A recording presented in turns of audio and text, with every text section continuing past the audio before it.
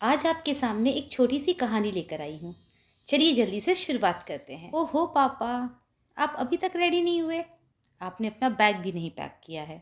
कोई बात नहीं, आपका बैग मैं लगा देती हूँ, आप जल्दी से तैयार हो जाइए। एक उदास भरी नज़र से नरेंद्र बाबू ने निशी की तरफ देखा। बेटा, इस घर में तुम्हारी माँ की यादें जुड़ी हैं। मैं यहीं रहूँगा। ओफो पापा, कितनी बार कह चुकी हूँ। माँ को गए हुए 6 महीने हो चुके हैं और मैं आपको अब अकेले यहाँ नहीं छोड़ सकती। पर बेटा, दामाद जी तुम्हारे सास ससुर क्या कहेंगे? अरे पापा, मेरी और उनकी राय कोई अलग अलग थोड़ी ना है। और मेरे सास ससुर और आपके दामाद बहुत ही अच्छे हैं। उन्हें बिल्कुल भी ख़राब नहीं लगेगा आप मेरे साथ चलेंगे तो, बल्कि उन्हें बहुत अच्छा लगेगा। आप भी तो हमारे घर के सदस्य जैसे हैं। नरेंद्र बाबू सोचने लगे। दामाद जी ने तो एक बार भी नहीं कहा था कि आप हमारे साथ चलिए। हाँ, ये ज़रूर कहा था कि हम आपसे मिलने आते रहेंगे। निशी ने पापा का हाथ पकड़ा और कहा, पापा अब ज़िद मत करिए, चलिए मेरे साथ। मैं आपकी इकलौती बेटी हूँ, मैं आपको यहाँ अकेला नहीं छोड़ सकती। और अभी तो आपकी तबीयत भी ठीक नहीं है। याद है ना, पिछले बार शुगर का अटैक आया था, कितनी मुश्किल से ठीक हुए थे आप। मैं आपको अकेला नहीं छोड़ूंगी पापा, प्लीज़ मेरे साथ चलिए। दूसरे दिन पहुँच गई निशी पापा को लेकर घर। दरवाजे की घंटी बजी, दरवाज़ा खुला। निशी के सास ससुर ने निशी के पापा को देखा और शॉक हो गए। दामाद जी ने पाँव छुए और कहा, अच्छा हुआ पापा कि कुछ दिन के लिए आप यहाँ रहने आ गए, आपका जी बहल जाएगा। सब कुछ ठीक चल रहा था, पर कहीं ना कहीं निशी के पापा को लग रहा था कि शायद उनके आने से दामाद जी और निशी के सास ससुर खुश नहीं है। घर के पीछे एक बगीचा था। नरेंद्र बाबू वहाँ टहल रहे थे कि अचानक उन्होंने अपने दामाद नवीन की आवाज़ सुनी। निशी, पापा कब तक रहेंगे यार घर पे? अपने ही घर पे बड़ा अजीब सा लगने लगा है किसी और के रहने से। किसी और के रहने से? क्या कह रहे हो नवीन? पापा हैं वो मेरे, अकेले कैसे रहेंगे वहाँ इतने बड़े घर पे? कौन है उन्हें देखने वाला? ठीक है, पर हम वहाँ भी तो उनकी उनकी रहने का अच्छा बंदोबस्त कर सकते हैं ना।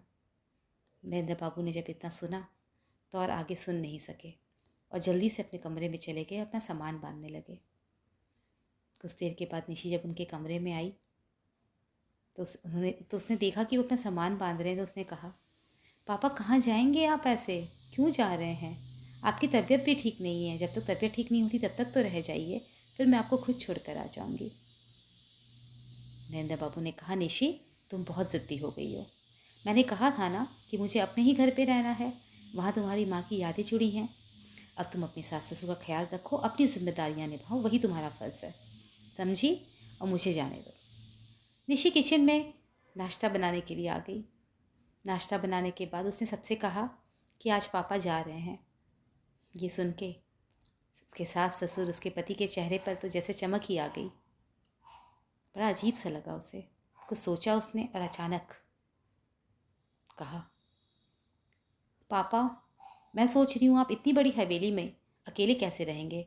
वहाँ क्यों ना गरीब बच्चों के लिए एक स्कूल खोल दिया जाए। मैं और आप मिलकर एक ट्रस्ट बना लेते हैं और आपकी जो ज़मीन पड़ी है ना, जिसकी वैल्यू 2 करोड़ की है, उसे उस ट्रस्ट के फंड में जमा कर देते हैं। उससे जो इंटरेस्ट आएगा, उस इंटरेस्ट से उन गरीब बच्चों को पढ़ने में मदद मिलेगी जो आगे कुछ बनना चाहते हैं, कुछ करना चाहते हैं। और आपके लिए तो आपका पेंशन और आपका फंड ही काफ़ी है। नरेंद्र बाबू बड़ी आश्चर्यचकित होकर अपनी बेटी को देखने लगे और नवीन के चेहरे के सामने तो जैसे अंधेरा छा गया हो। और उसके सास ससुर को लगा, ये क्या, 2 करोड़ की ज़मीन, 5 करोड़ का घर, इतना बड़ा नुकसान। अपने पिता नरेंद्र बाबू को छोड़कर निशी जैसे घर में घुसती है, नवीन एकाएक चिल्लाता है, क्या बकवास कर रही थी तुम? निशी कहती है मुस्कुराते हुए, बकवास नहीं कर रही थी, बिल्कुल सच है कि मैं और पापा मिलकर ट्रस्ट खोलेंगे। और मैं ये इसलिए करूँगी ताकि किसी को भी मेरे पिता के मरने का इंतज़ार न रहे।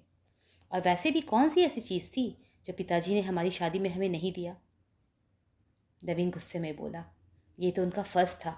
ओह, तो फ़र्ज़ सिर्फ एक बेटी के बाप का होता है और बेटी का नहीं? क्या मैं उनकी इकलौती बेटी होने के नाते, क्या ये मेरा फ़र्ज़ नहीं था कि मैं उनकी देखभाल उस वक्त करूं जब वो बीमार थे, जब उन्हें मेरे सहारे की ज़रूरत थी? माफ़ी मांगती हूँ कि उनके कुछ दिन यहाँ रहने से आप लोगों को तकलीफ़ हुई। क्या मैंने तुम्हारे माता पिता के प्रति तुम्हें अपने फ़र्ज़ निभाने से कभी रोका है?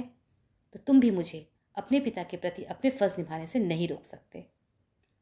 निशी की आवाज़ में, उसकी आंखों में एक आत्मविश्वास झलक रहा था और नवीन चुपचाप सर झुकाए खामोशी से उसे देख रहा था। तो ये थी एक छोटी सी कहानी, अपना अपना फ़र्ज़, जो मुझे बहुत अच्छी लगी। जो डिसीज़न निशी ने लिया वो सच में काबिले तारीफ़ था। ये कॉन्फिडेंस, ये आत्मविश्वास ज़रूर होना चाहिए एक लड़की में, क्योंकि फ़र्ज़ सिर्फ एक लड़की के पिता का नहीं होता, एक बेटी का भी होता है। अगर आपको भी ये कहानी अच्छी लगी तो कमेंट बॉक्स में यस ज़रूर लिखिएगा। मैं मिलती हूँ फिर से एक नई कहानी या कविता के साथ। तब तक के लिए नमस्कार। जय हिंद।